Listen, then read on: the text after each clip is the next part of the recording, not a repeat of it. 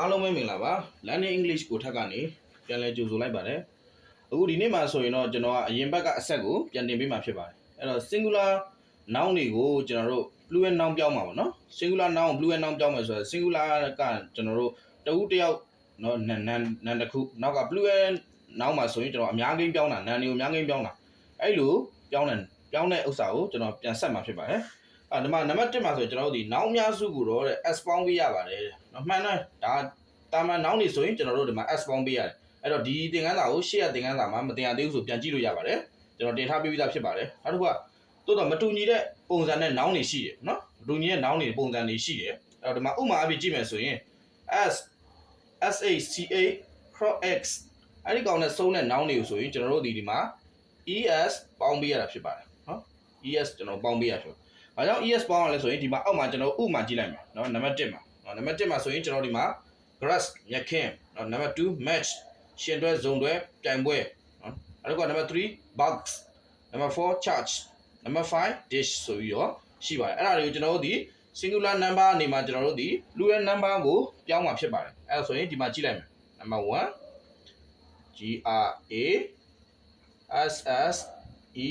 grass ပေါင်းတာဖြစ်ပါတယ် grass တာမြက်ခင်းပြင်များနော် grass မြက်ခင်းပြင်များပေါ့နံပါတ်2 match es ပေါင်းလိုက်တယ်အဲဆိုရင်ကျွန်တော်ပြိုင်ပွဲများနော်နံပါတ်3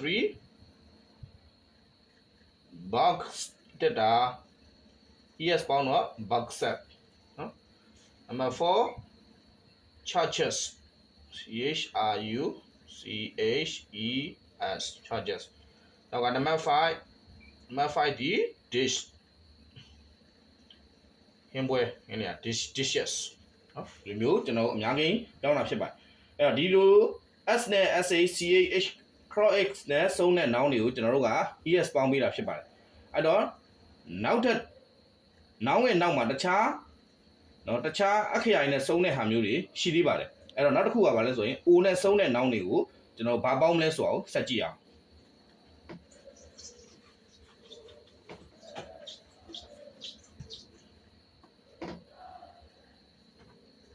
အဲ့တော့ဒီသင်ခန်းစာမှာဆိုရင်ကျွန်တော်တို့ဒီမှာရေဘူးအားဖြင့် o နဲ့စုံတဲ့ကဏ္ဍ o နဲ့စုံတဲ့ noun တွေကိုကျွန်တော်တို့က s ပေါင်းပေးရတာဖြစ်ပါတယ်နော် o နဲ့စုံတဲ့ noun တွေကိုဒီမှာ s ပေါင်းပေးရတာဖြစ်ပါတယ်အဲ့တော့ဒီအောက်မှာကြည့်လိုက်မယ်နော်အများကြီးပြောင်းမယ်ဆိုရင်နံပါတ်1ဒီ radio နော် radio ကျွန်တော်တို့အများကြီးပြောင်းမယ်နံပါတ်1 s ပေါင်းပေးရဖြစ်တဲ့ကြောင့် radio radio နံပါတ်2 photo နော် photo ဆိုရင်ကျွန်တော်တို့ကဒီဥစ္စာကို s ပေါင်းပေးမယ် photos photos နံပါတ်3 bamboo ဝါနော်ဝါရဲ့အဲ့ဒါဆိုရင်ကျွန်တော်တို့ဒီ bamboo ကို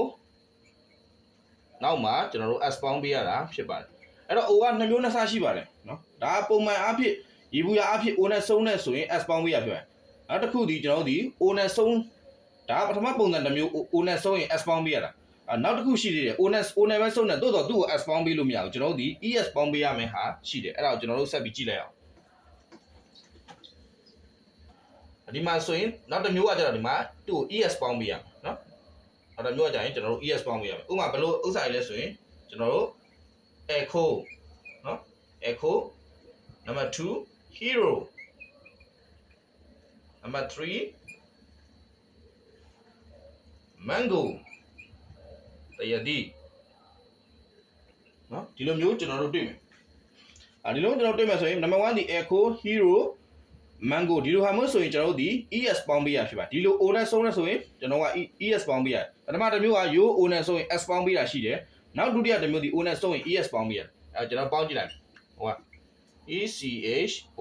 echoes echoes နော် number 2 hero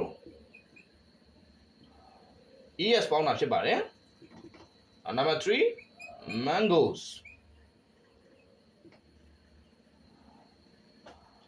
အဲ့တော့ဒီလိုမျိုးနောက်ကနေပေါင်းတာဖြစ်ပါတယ်အဲ့တော့ o နဲ့စုံတာချင်းတော့တူတယ်တိုးတော့ es ပေါင်းတာနဲ့ s ပေါင်းတာနဲ့ကျွန်တော်တို့မတူပါဘူးအခုဒီဘက်သင်ခန်းစာတွေဒီကျွန်တော်တို့ဒီ singular noun တွေကို plural noun ပြောင်းတယ် singular number ကို plural number ဖြစ်ပြောင်းတဲ့သင်ခန်းစာဖြစ်ပါတယ်အခုတော့ကျွန်တော်ဒီပထမဒီ noun များစုကို s ပေါင်းပေးတယ်နောက်တစ်ခုကကျတော့ shacha cross x နဲ့စုံတဲ့ကဏ္ဍတွေကို es ပေါင်းတယ်နောက်တစ်ခုက o မှာ es ပေါင်းတာရှိတယ် s ပေါင်းတာရှိတယ်နှစ်ခုရှိတယ်အဲ့တော့ကျွန်တော်တို့ကပထမ o ကို